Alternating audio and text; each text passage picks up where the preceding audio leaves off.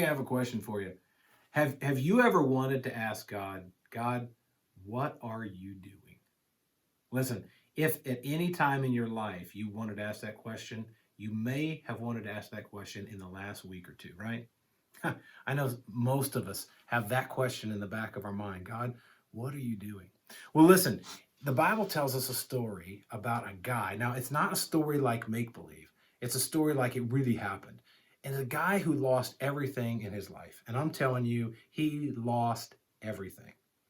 And he had a perspective of God that I have had to learn from. So if you've got your Bibles, Job chapter 9, and we're going to look at a perspective of God and this idea that God is sovereign. God is complete power, complete authority. Bible says this in Job chapter 9 and verse 3. It says, if one wished to contend with him, that's God, he could not answer him 1 out of 1,000 times. Job describes God this way. He says, God is wise in heart and mighty in strength. Who has hardened himself against him and prospered? Do you notice the two things that Job said? Job says God is wise in heart. He has absolute wisdom, all knowledge that there is. And then he says he's mighty in strength. He has all power. This is a description of absolute sovereignty. This is God's sovereignty. He's wise in heart and mighty in strength. Here's how I like to define God's sovereignty. God has the moral authority to impose his will. He can do what he wants. And he has the power to back it up. So God could say, this is how it's going to happen, and he can make it happen. You and I, we might say that we can make something happen, but we don't always have the power to make it happen. God has both. He's wise in heart. He has the moral authority to impose his will, and he's wise or mighty in strength. So he has the right to do what he wants, and he has the might to do what he wants. That's God. God is sovereign. And Job says, listen, if you don't believe me that God's sovereign, let me tell you some of the things that God can do. Now, before I read this, I want you to think about the most amazing thing you have ever accomplished in your life. Okay, whatever that is, whether it's something with athletics or whether it's something with academics or whether you've just done some great achievement that maybe you've got an award for. Think about an amazing thing that you've accomplished in your life, and let's compare them to what God has done. Listen to how Job describes God. In Job chapter 9 and verse 5, it says this, he removes the mountains and they do not know when he overturns them in his anger. That's an amazing thought. It says he shakes the earth out of its place and its pillars tremble.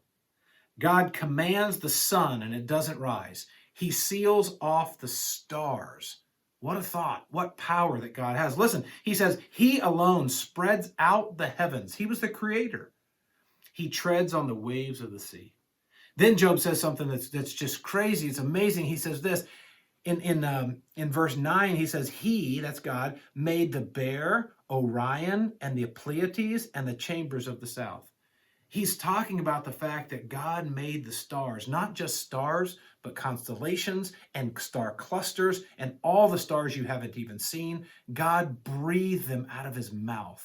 What an amazing God. Those are some big accomplishments.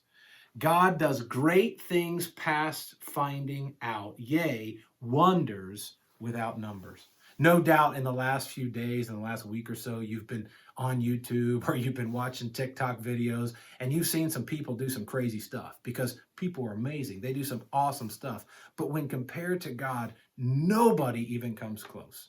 If God was to make a video, well, it would have the most likes, it would have the most views of everything. And here, this is the God who made a point of building our world and saying, I'm in complete control. Listen to what Job says in verse 11. He says, if he goes by me, I do not see him. If he moves past, I do not perceive him. And then Job asks these questions. Listen in verse 12. He says, if he takes away, who can hinder him? Who can say to him, what are you doing? Nobody. God is in complete control. God is the sovereign being. He has the moral authority to impose his will. He has the power to back it up. That's God. Who can say to him, what are you doing? Listen, here's some things that I've had to learn. Sometimes in our life, we want to look at God and say, God, this isn't supposed to happen. You know, it's been in the back of most of our minds. God, this coronavirus, it wasn't supposed to happen.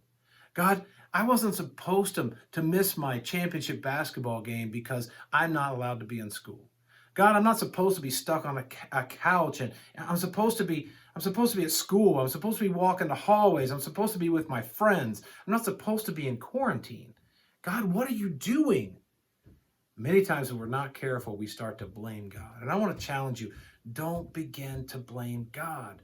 God is sovereign. He's in control. You know, humanly speaking, if anybody had the right to say, God, what are you doing? It would have been Job. Job lost everything. But Job said no. He had a perspective of God that was huge. He knew that God was wise in heart and mighty in strength. God had the moral authority to impose his will and the power to back it up. But listen to what else Job says. It says, if God will not withdraw his anger, the allies of the proud lie prostrate beneath him. How then can I answer him and choose my words to reason with him?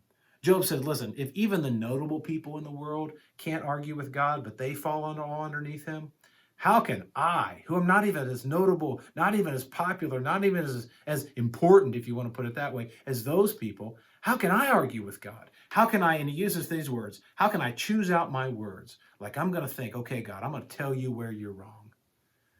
Job says, I can't do that. But what if I'm right? And some of us, we think, well, but I'm right. I'm right. God shouldn't have let this happen. I'm right. Job says this. He says, for though I were righteous, I could not answer him. I would beg mercy of my judge. Job says, even if I'm right, I can't argue with the fact that God is sovereign. You know, those two words that he uses there, he says, I will beg mercy. When you beg or when you appeal to somebody, you're recognizing a higher authority. And when you beg mercy, you're recognizing a higher power. You see, when I make myself sovereign, when you make yourself sovereign, you know what we'll do? We'll argue our point. But when we let God be sovereign, we'll beg for mercy. Is it time for you and I to just beg God for mercy? God, I don't have the strength to do this.